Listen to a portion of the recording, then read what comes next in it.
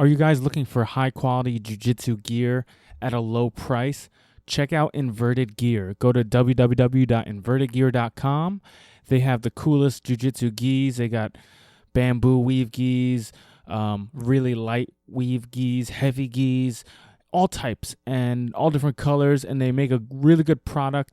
They have these cool like half sizes for lanky people or shorter, stockier people.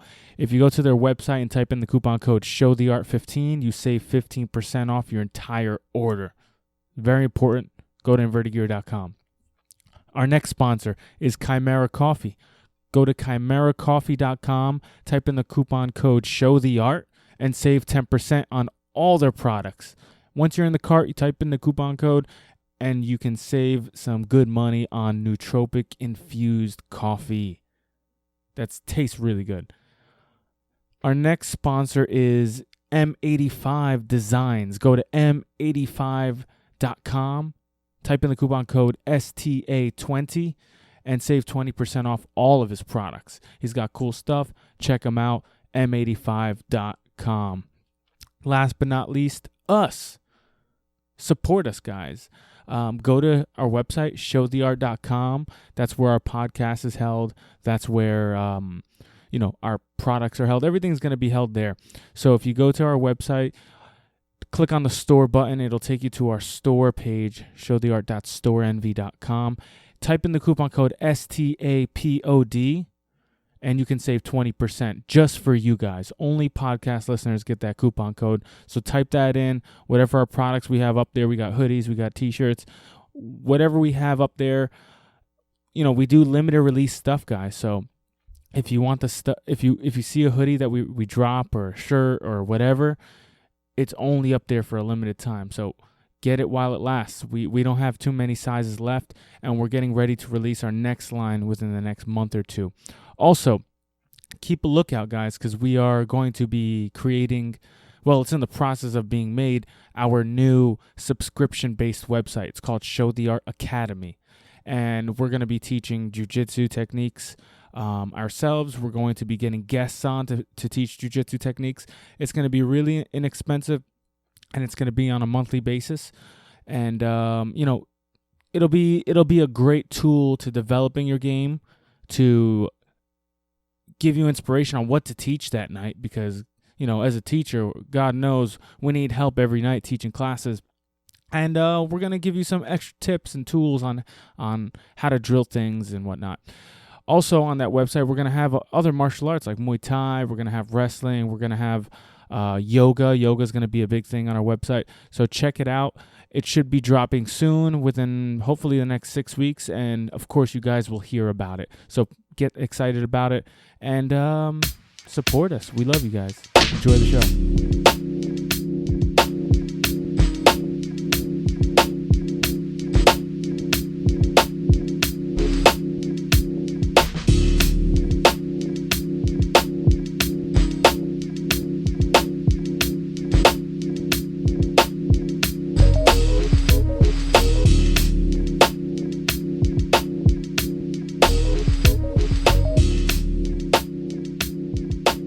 Welcome to the Show the Art podcast. I am your host, Abraham Awad.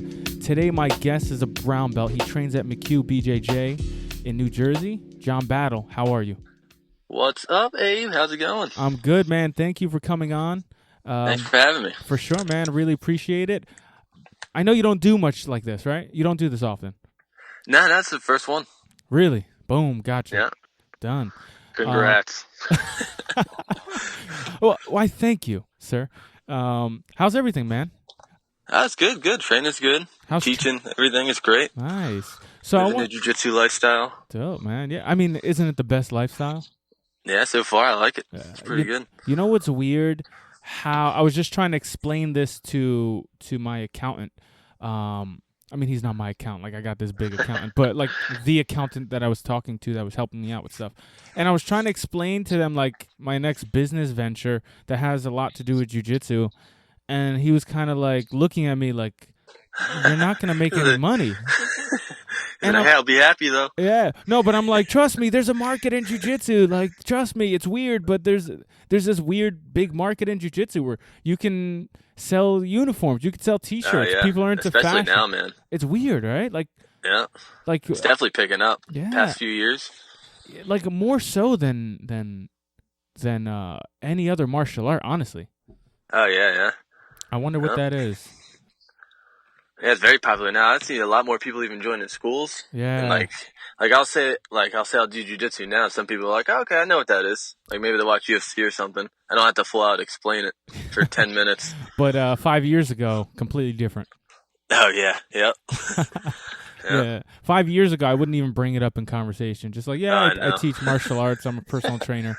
Yeah, I do that ground karate every once in a while. Ground karate. I do like WWE, but like it's a little better. But you know. Yeah, it's always awkward. But I wanted to get into your story, how you started jiu-jitsu, what got you into martial arts, period, if you train any other styles. Okay, so how I start, well, my martial arts story isn't very vast, but when I first started doing martial arts, I think I had to have been like 8. I think I did karate, but I did that for like, I don't know, maybe a week. But all we were doing was like running around chasing bubbles. It's just like pretty much a daycare. So, and then that fell off pretty quick. And then I would never really do sports. And then right around high school, I think I was in like 8th grade. I was playing soccer. Okay. But I didn't really, I wasn't very good at it or anything. So I would just play it just because my friends were in it. And then after soccer, I didn't really like it. All I was doing was just like running back and forth on the field. I was like, I may as well do track. So then I kind of stopped that for a little bit. Then right before, like summer before high school, I started doing, I think it was baseball. And then again, I did the practice. It was pretty good. Like they were just lobbing the balls. They weren't like throwing them real hard like they do like once you start doing the games. Yeah. So once that happened, I couldn't hit one ball the entire season. So I was like, all right, let's not do that anymore. Yeah. Yeah, and then I was always the last one at bat. It was pretty bad. Aww. So I ended up not wanting to do that. And then eventually my dad was like, hey, may as well try jiu-jitsu. There's a jiu-jitsu school right down the street.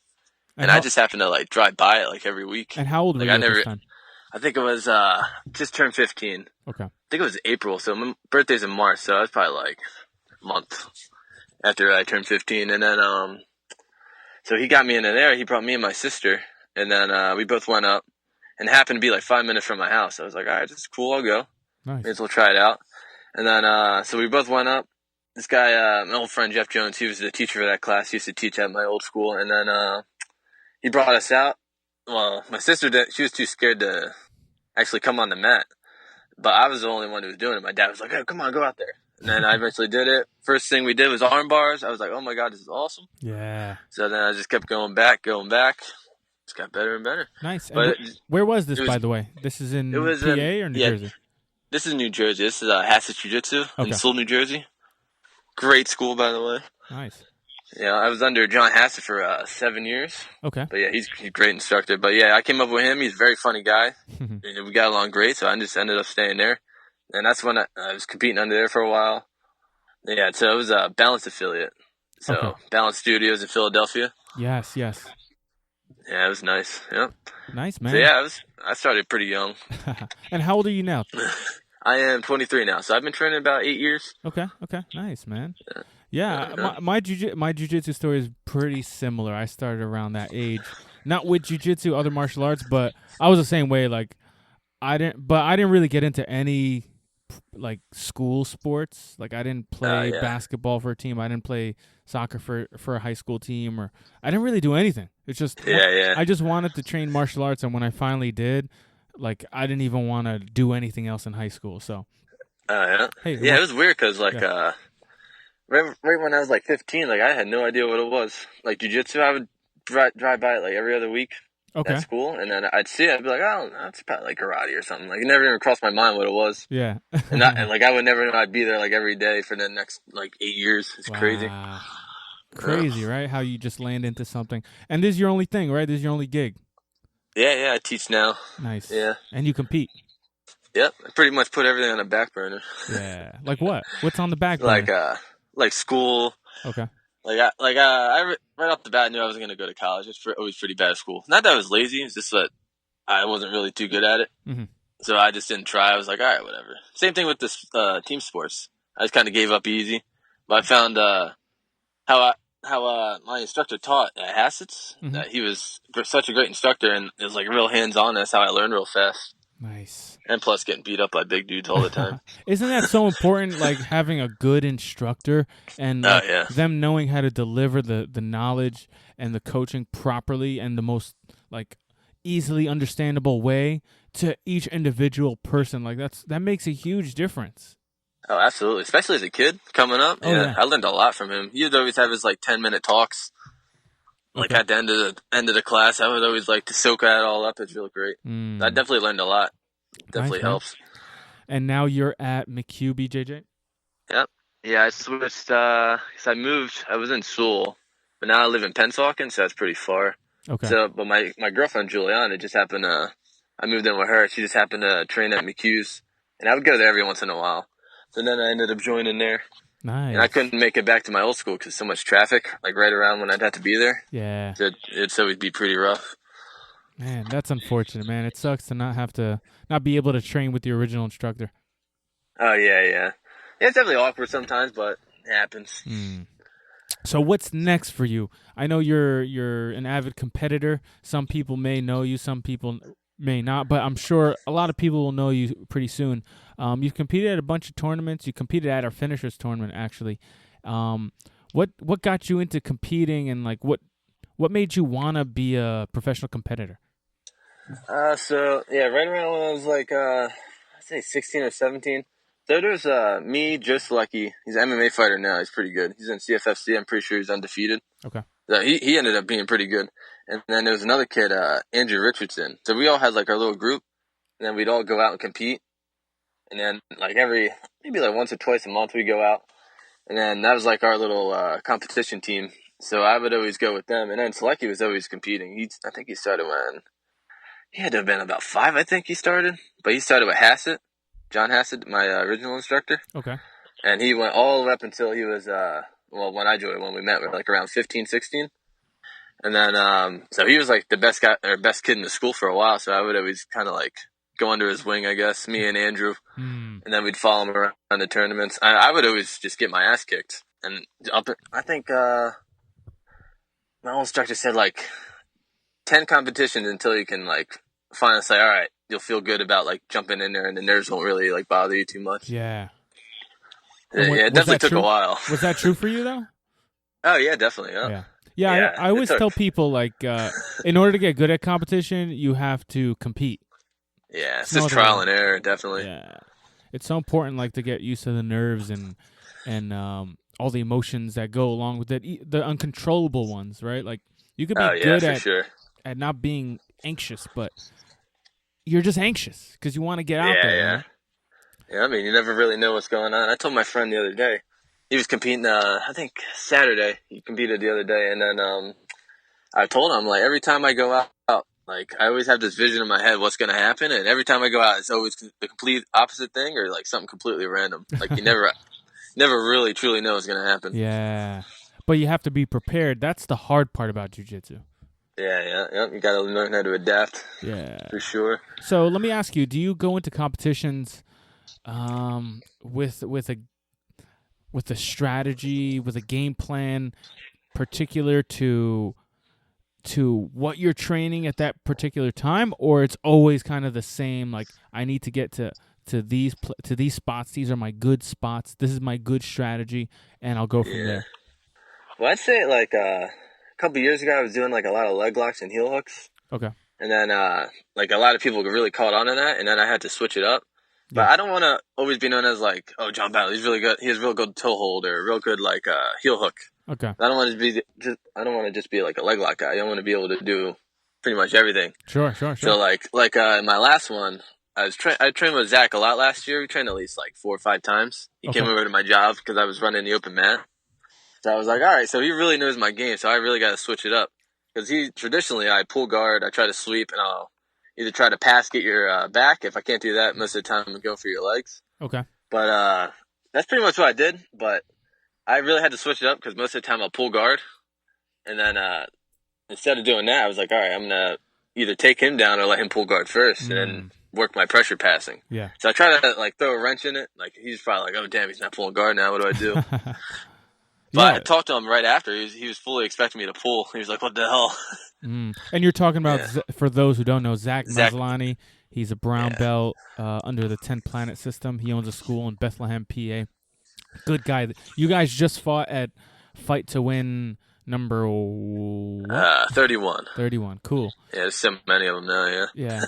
But so that's what John's talking about, their match. Check it out on Flow Grappling if you have a subscription. Boom. Yeah, that was a great match. Yeah, man, I love that match because you guys know each other, and like I knew you guys trained a lot together, so that always makes things interesting, right? Yeah, definitely. But 2, you guys were pushing the pace, and you guys were like opening up. It wasn't a lot of times when people train together a lot, they don't open up because they're both hesitant. But you guys really opened up, and it made it an exciting match. Yeah, we definitely tried to kill each other. I'm pretty sure after, like it was confirmed, we're like, all right, let's put on a show for sure. Because we both definitely had that style. It's like kill or be killed. Sure. Do you see that often in jiu-jitsu these days, competition, or is that mentality going away? Depends on the tournament. Definitely from the Henzo guys are definitely going after you 100%. Yeah. But I'd say like more, obviously like IBJJF guys will stall and all that. But sometimes you'll get guys like, even when like guys are picking people for the tournament, they're like, oh man, this Inky would be boring. I'm like, if you get the right guys, you can always have like a great tournament.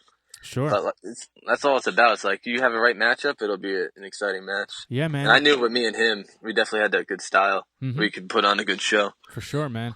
Yeah, that matters a lot, right? Like matching up the right people, putting them under the right rules for their style, because the competitions are what really create the style for people, you know, and like the rules of the competitions. And it's not that, let's say, people in this tournament stall more than this tournament. It's more they're just kind of trying to win the best way at that rule set. And that rule set might allow for more of a slow-paced kind of holding on to position style, right? Yeah, definitely. Yeah, and for Fight to Win, I definitely felt like a little more rushed. Because for Show the Art, it's 10-minute rounds. Yeah. And for this one, it was for the brown belt, so it was 7 minutes. That's weird. And the rule set was like judge's decision at the end. So whoever gets the most sub attempts towards the end or throughout the whole match is winning. So like I could pass his guard, get mount, get his back, and as long as he like grabs a foot, has like a decent like heel hook attempt, then he's probably gonna win. Really? So I had to. That definitely kind of messed my game up a little bit. Okay. So I felt like definitely a little rushed. That's why I felt like he got my back and everything. Or not, he didn't get my back. He came up for mount. Yeah. And then we exchanged positions a little bit. I was like, usually that doesn't happen. But definitely exciting. Definitely one for an exciting match. Yeah, man. And how do you feel about different rule sets? So what's kind of your favorite rule set? And does it matter to you? Well, yeah, I definitely like I'll do points. Doesn't matter. I just haven't done that in a while, just because there's been so many like sub only ones popping up, and they have money prizes. Yeah, so I've definitely been jumping on them. But yeah, I'll do IBJJF. It doesn't matter. I'll do Show the Art or EBI rules. I like the what was it called? Fight to Win rules. Yeah, they were definitely good too. Yeah, but I definitely prefer the EBI. Okay. But the overtime rules I don't really like too much. Yeah, the overtime EBI overtime rules? Yeah. Why is that? I always get finished in them. That's why. No, man, it's just a different rule set. It's getting better at that rule set. It's that's the fun thing about competition in my eyes. You can compete in jiu-jitsu. You can compete in a couple of different rule sets, and it keeps you sharp in all areas. Like IBJJF really keeps you sharp in positional control, and you know, like a lot of sub only tournaments. Honestly, whether it's gi or no gi, it gets you more sharp at submitting at all costs. You know, catching a sub. Yeah. It's like, hey, if you get your guard pass, doesn't matter. As long as you tap the guy. Sure. And you know, what I don't like is when people complain about rule sets after they had already competed in that competition. Yeah. You know what I'm saying? Yeah. It's like, oh man, I lost by an advantage. It's like, hey, you signed up for it, man. Yeah. Hey, I like to do this, but you know, I lost by 2 points. Well, you signed up for a points tournament. how can you Exactly. complain about losing to a points tournament? Don't sign up if you don't feel you're positionally sound. Oh, for sure. Yeah. Yeah, and if you have a guy who's gonna stall, I mean, like, hey, you got to prepare for that. Sure. It's part of the game. Exactly. And sometimes in jiu-jitsu, stalling, when the other guy's stalling, the only way out is to kind of take a big chance, and that's what they're Oh, hoping yeah. for. But again, that could make your match more exciting. So you got to be Oh, prepared. definitely. What is your favorite tournament to compete in nowadays? I definitely like the Shorty Arts Finishers one. Okay, you're just Yeah, saying that one. Yeah, I felt like it definitely like turns into my game. So I feel like it really helps with my game plan and everything, like my mentality in jiu-jitsu. Okay. And I feel like I can catch a lot of guys. Like most of the times, like with Johnny, my Johnny match, that was like a lot different than a lot of my other ones. Uh-huh. So Johnny Ocasio from Unity, Yes. we had a match in the last finishers, just so everybody knows. Yeah, number 3. And then so I really had to wait for that match. Like I had to be real patient. So he has really good guard passing. I had a pretty decent guard, and I had to wait for him to get pretty tired. We had a lot of exchanges. It'd be like 30 minutes rest, and then 30 minutes of like we explode into like a crazy transition or 30 scramble. seconds, you mean? Yeah. And then and then I had to be really patient. And towards the end, I eventually caught him in a Kimura. Yeah, that was So an I exciting like that, match, man. Yeah, but like I said with the last one, with Zach, I really had to rush through it and get to submission attempts if I wanted to win.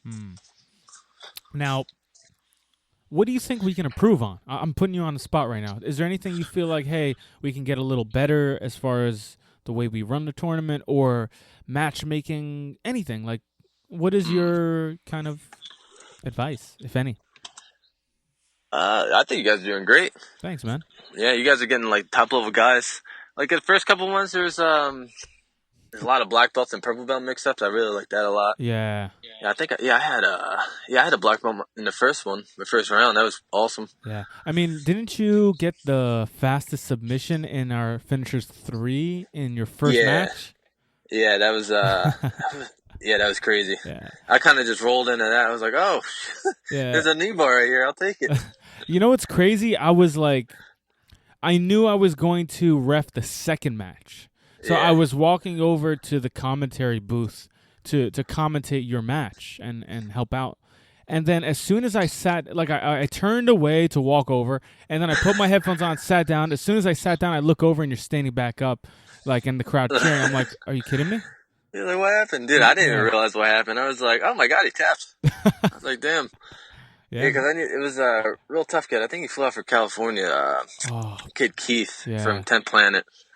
I did a little bit of research on it. I knew it was pretty tough. I think he beat Marvin in like a Naga or something. So I was like, oh damn, he's got to be pretty good. Yeah. Marvin Castell. Sure. And then so I was like, all right, this is gonna be a pretty good match. And I knew he was a wrestler, so I pulled guard. Then he did like a jumping knee slice, and I kind of like inverted with it, like anticipating it. And it just happened. My leg like fell right out, and then it was like perfect knee bar transition. I was like, okay. And I pulled Zach a little bit, and he said tap. Nice. I was like, oh my God, that was like 5 seconds, dude. So that goes to show people that maybe don't train, that aren't that high level yet, right? Like white belt, blue belt. Like sometimes you're not creating anything. You fall into it, but you have to make use of what you fall into. And that's what happened with you. You weren't expecting the knee bar. You were just reacting, but you were able to adapt to that situation better than the other guy did, right? Oh, yeah, definitely. And definitely whenever I like train, I always try to be like, where I teach at, it's a lot of white belts, so I try to be like super creative with like some of my moves and like transitions. And sometimes I'll try it in a tournament and it ends up working. I'm like, cool stuff happens like that. Yeah. Now let me put you on the spot. What are some of the best things people can do for guard retention to keep their guard from getting passed? Ooh, so I got my guard's not like a McHugh Brothers guard by any means, but I have pretty good guard. I'm pretty good leg dexterity, but other than that, I would just go with big guys who smash you all the time. That's what I did. Yeah, like a lot of the older black belts when I was around like 17, I would just get beat up all the time. Yeah, like every day. And then eventually I learned what they're doing, and I'd try to prevent it, or I'd ask, well, like the other higher ranks around me, like, hey, what could I do to make this better, or my guard better, And definitely they say, just go with all the bigger guys. And that's how I got pretty good. And what are you doing specifically? I mean, like, is inverting a big deal as far as retaining your guard when somebody's about to pass? Is framework more of a big deal? Is intercepting the underhook? Is just not letting it happen from the beginning? I would say my biggest thing is like getting the guy off balance and thinking about getting swept. Because I always like fishing for like butterfly hooks, or I'll be pushing back on the shoulder, get them off balance, try to lift them up if I can, and then they feel unstable, and then that's when I'm getting the eventually getting the sweep. Okay. So most of the time, I'm making them think before they like react to like trying to pass my guard. Yeah. One step ahead. That's the game, right? Yeah. What is your favorite submission setup? I know things change all the time, but what do you like to do most often or look for most often? Ooh, well, now definitely, like a while ago, I was definitely doing like a lot of leg locks when I was blowing up. Mm-hmm. But now, like the level's so high with the Henzo guys, I try to switch up a lot. But I've been trying to do a lot of getting in the back triangle. Okay. Yeah, with the legs. So I'll get like a Kimura trap on the back. I've been working that a lot too, like the transitions with that. Yeah. So I'll end up getting in the back. I'll get the Kimura trap, then I'll end up throwing my legs over your neck, just like Gordon Ryan does. Yeah. He does that all the time. Sure. And whenever someone gets locked up in that, I never see him get out. It's tough, man. It's really tough. Yeah. Yeah, I think I've seen Ethan Carlson do that too. Yes, he does it like every weekend. I see. It's a great position, especially if you're comfortable with your legs being locked in that position and being a little pressured. That's a really good position, man. I mean, guys, look, practice that. That's a good Kimura to reverse triangle from the back. Oh yeah. What I like about it is that it isolates the arms. And you can start attacking freely. It's pretty miserable being in it, too. I've got caught in it a couple times. Yeah. And you're like, this is how it feels like crap. Oh, yeah. So, I think Frank got me in that. In the semifinals of the second one. Frank second Rosenthal? finishers. Yeah. In the overtime. Oh. I was like, damn, that sucked. Yeah. Now, then after that, I've been trying it. Speaking of leg locks and the surge of leg locks in jiu-jitsu, what are some of the things that you do when passing a guy who's leg lock heavy? What are some of the things you like to make sure you do? Maybe what are some of the grips you like to do? What is your strategy when you're passing a guy's guard who's like leg lock heavy? A lot of the time, like like the match with me and Frank, it was a lot of me standing up passing. So I'll stand up. I'll put like my head in front of my hips, and I'll put my hips like way back. So my legs and my hips are way back, and my head's in front. And pretty much just like a wrestling position, like they're trying to take each other down. And then pretty much a lot of leg drags, a lot of knee cuts, a lot of me like running around. And then a lot of time I'll try to get like double unders.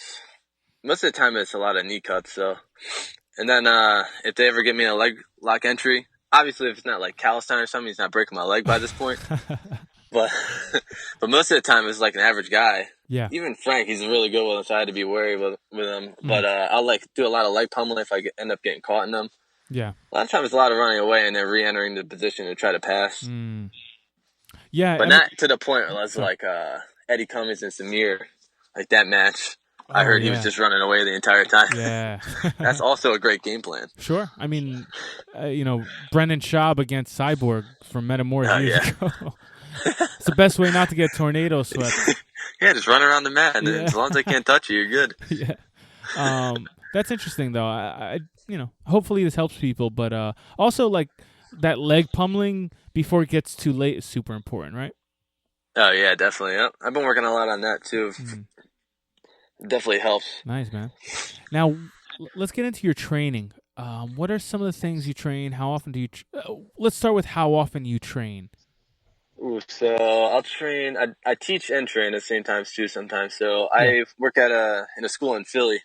Okay. So I'll work Monday. I wake up at 6. I'll get there at 6:30. I teach a 7 a.m. class. Most of the time, I'll do like light drilling, or I'll roll light after if anyone stays. And then on Monday, then I'll do an 11 a.m. class. And then I'll go home. I'll sleep. And then around like 5 or 6, I'll get up and I'll go to my school in New Jersey. And then I'll train until like 9. So Monday's a 3-a-day. Tuesday, sometimes I take off. Sometimes I'll go around 5 because that's my day off from teaching too. Okay. Because most of the time I'm training on the weekends. And then Wednesday, that's a 3-a-day too. So I'll teach 7 a.m., 11 a.m., then I'll go home, usually chill. Then I'll wake up around like, I think 5:36, and I'll go straight to training at Pete's in New Jersey. And then, yep, that's it. And then Thursday, what do I do Thursday? Yeah, I'm pretty much off the entire day, so it's usually my choice if I'm going to train in the morning. And then I'll train at the school in Philly I teach at night since I have a class at. So I'm training a couple times a day, most of the days. And then Saturday and Sunday, I have one class on Saturday, and then Sunday I'm at Balanced. It's pretty much like a lot of the black belts go, a lot of higher ranks, so I got to get in. Now, do you take rest days based on how you feel, or is it more scheduled? It's more scheduled, because I feel like if I do way too much, then I don't even want to go. Yeah. It's not like lack of motivation. It's just my body's like super tired. And I'm like, oh man, yeah, I got to get up and drive 15 minutes. I've been up since 5 a.m. Yeah, man. I feel the same way, and that's what I try to tell our students. Like, guys, you have to have a schedule for yourself so that you don't get too tired and, like you just said, aren't motivated to come in because you're too tired. Instead, have a schedule. All right, I know I'm going to rest on this day. I know I have to go on that day, so that you have no choice.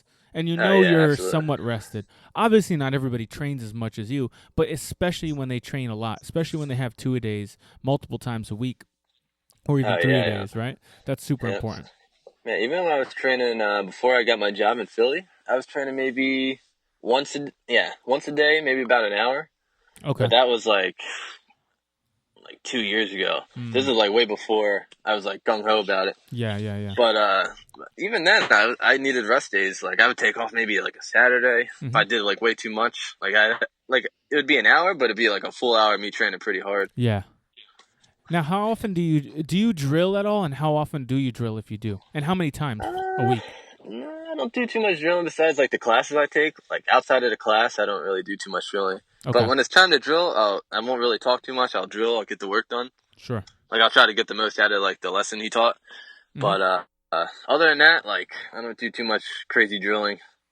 Most of the time, it's like just rolling, and like I feel like when I roll, that's when I'm kind of drilling the moves. Like if I'm going like a lower belt, I'll try some stuff. I'll fit it in as many times as I can, and then also to see the reaction, how they move out of it. And then I'll go from there. I'll be like, all right, maybe don't do this, change this angle.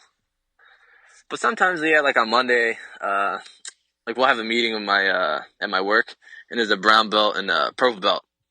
You train pretty actively and compete a lot. And then sometimes we'll review stuff, but other than that, I don't really drill too much. Okay. And is it because you just found a different way to add techniques to your game? Yeah, I'd definitely say that. Okay. Because we weren't very like when I grew up coming up in from Hassett's, we didn't really do too much drilling. Like we were definitely drilled like during the class, but other than that, he didn't say like, "Hey, once you get home, you got to drill this with your friend or whatever," you know? Yeah. It's just like while I'm there, get the most out of my time there, drill as hard as I can, then train right after, and then I'm trying to fit in whatever he taught during that class. Maybe I can grab like I don't know, we're doing guillotines. I'll grab a guillotine, try to do the technique you just showed us. Yeah. Or if something clicks, like one of the moves that he shows I really like, then I'll keep trying that. Like I saw who did it. I think Ethan tried in Radius Invitational like a few months back. He tried this reverse grip on a heel hook.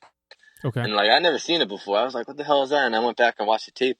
And I've been trying that one a lot. I was like, I've been catching it, and it kind of stuck with me a little bit. Nice. Okay. Yeah.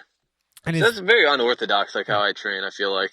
So you kind of like study matches because you're a fan of the sport, and then you take what you like and you try to pull it off when you're training, essentially. Yeah, definitely. Yeah, try to implement it. Nice. And if I get it, I'm like, yo, that was awesome.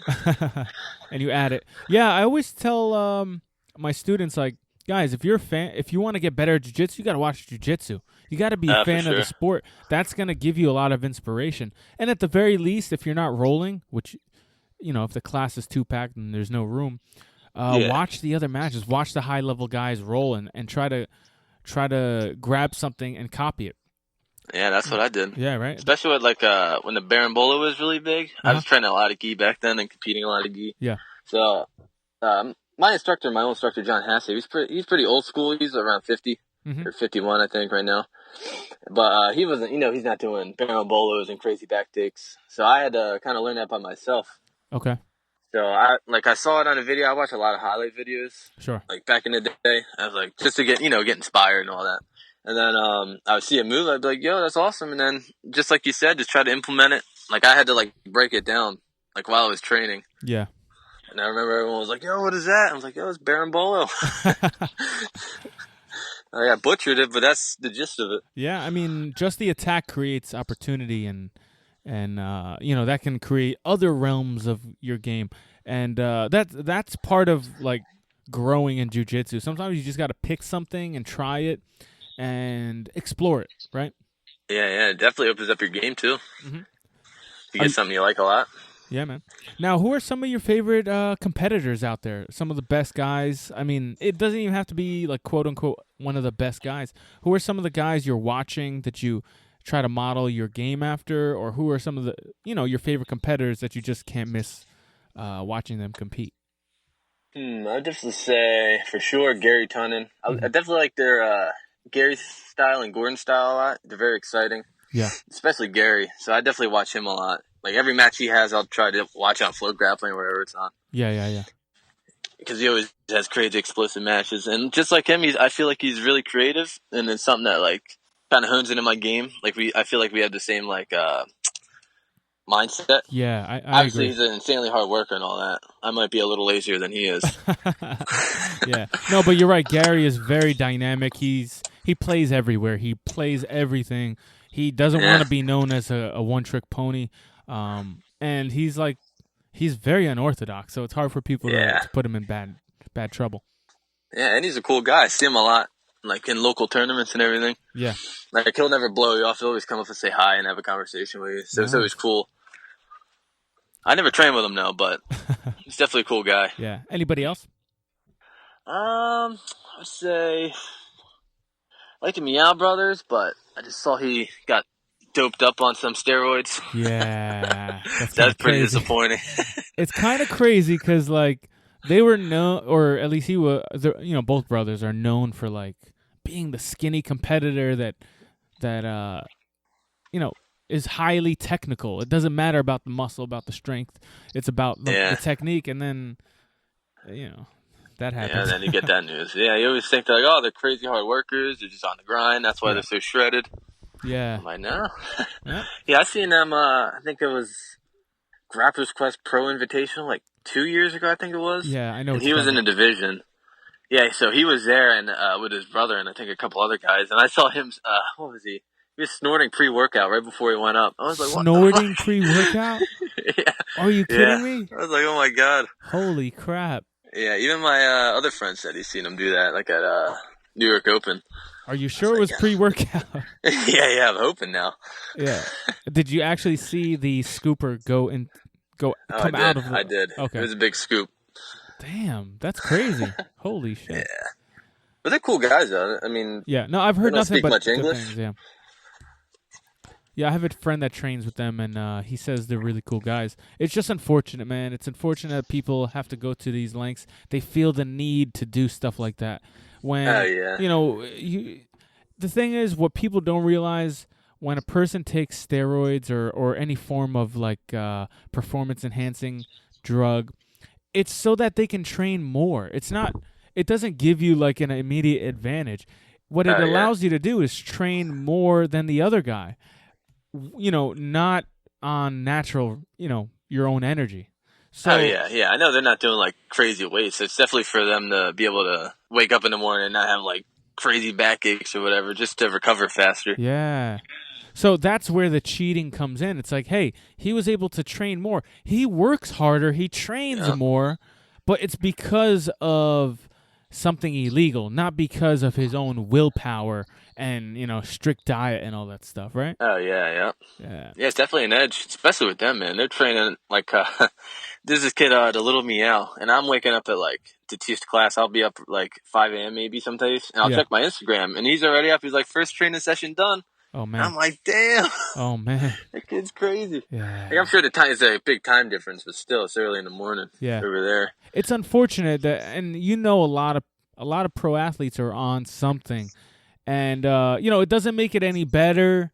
But it's like, guys, come on.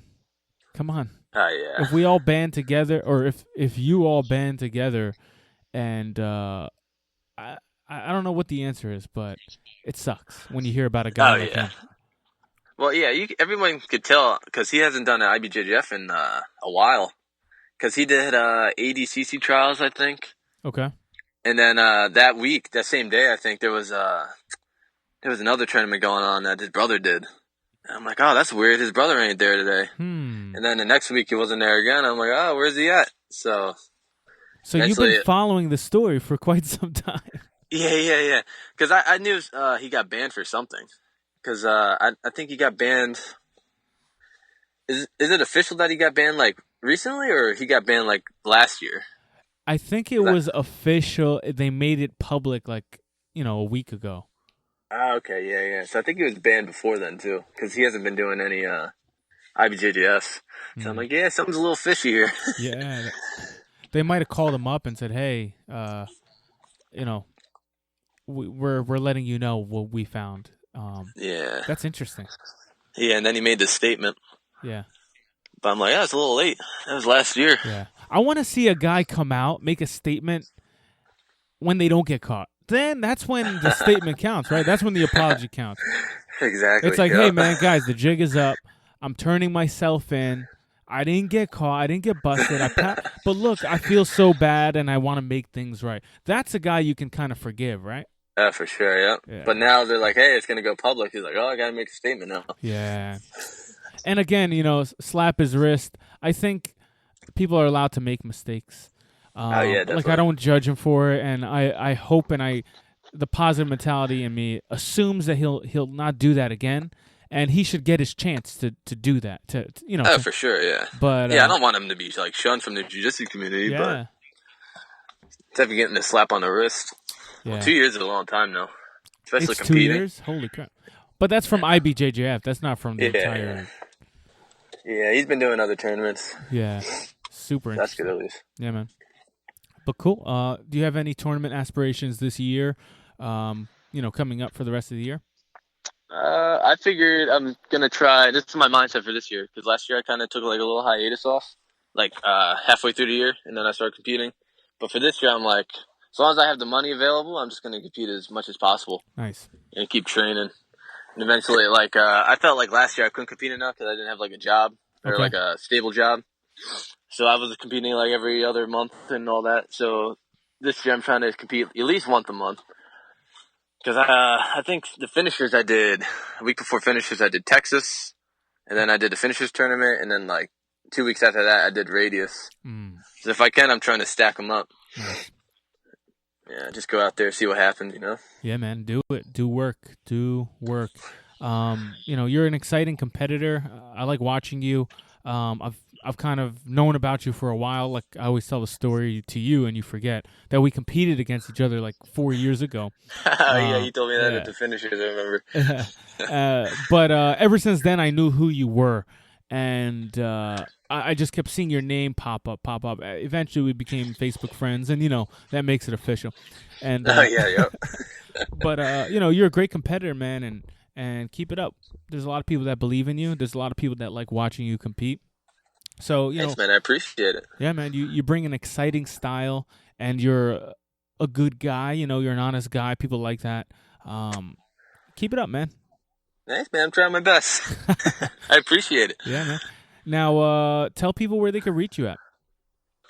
You can find me on Instagram. My handle is John Battle, so it's JOHNBATTLE and _ BJJ. Okay. And then on Facebook, feel free to friend me if you want. Nice. I'll probably accept it. Now, what about all the people that want you for seminars? Because now they're gonna be, your phone's gonna be ringing off the hook. How can they get a hold of you?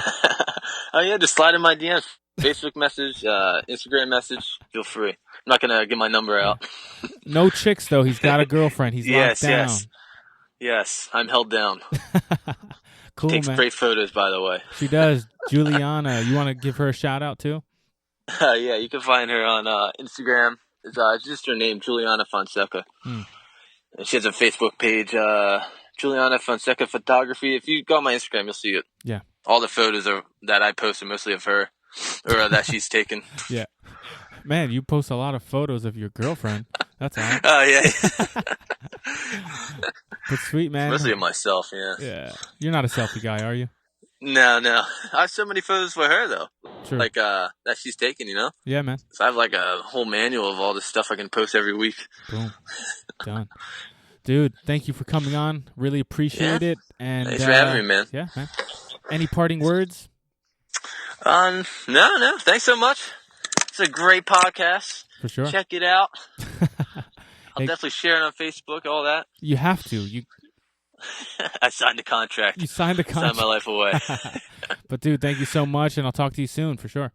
Yes, sir. Thanks a lot, man. Have a good one. You too, man. Once again, thank you for listening.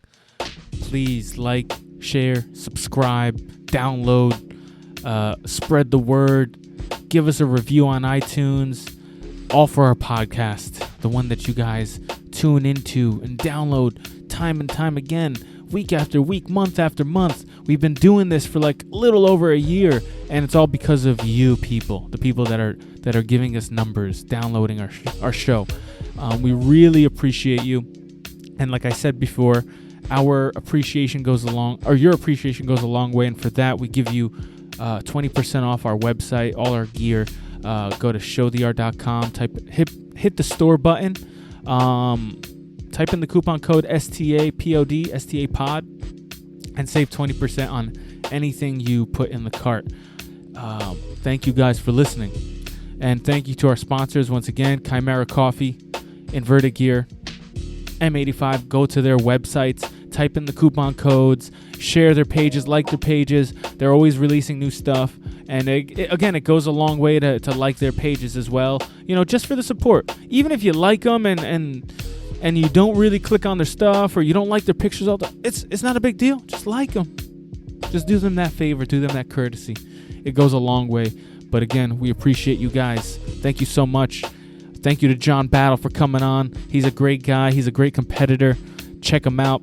Check out our next tournament, the Finishers 4 sub-only event going down late August. Check it out. Peace.